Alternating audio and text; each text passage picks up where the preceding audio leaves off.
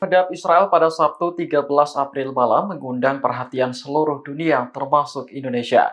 Menteri Energi dan Sumber Daya Mineral Arifin Tasrif mengatakan bahwa serangan tersebut akan berdampak pada harga bahan bakar minyak atau BBM. Arifin mengatakan setiap kenaikan harga minyak per $1 Amerika Serikat, ada pula kenaikan nilai subsidi dan kompensasi BBM di dalam negeri.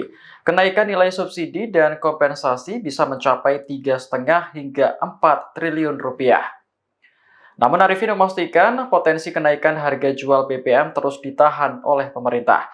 Di sisi lain, stok BBM dalam negeri juga masih tercukupi, sehingga harga jual kepada masyarakat dipastikan masih aman dalam beberapa bulan mendatang.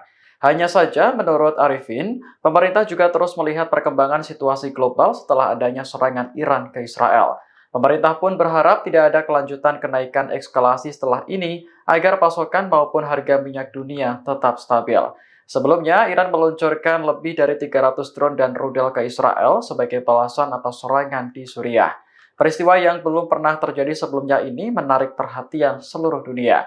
Mayoritas khawatir serangan itu akan membuat konflik di Timur Tengah semakin memanas. Download Tribun X sekarang, menghadirkan lokal menjadi Indonesia.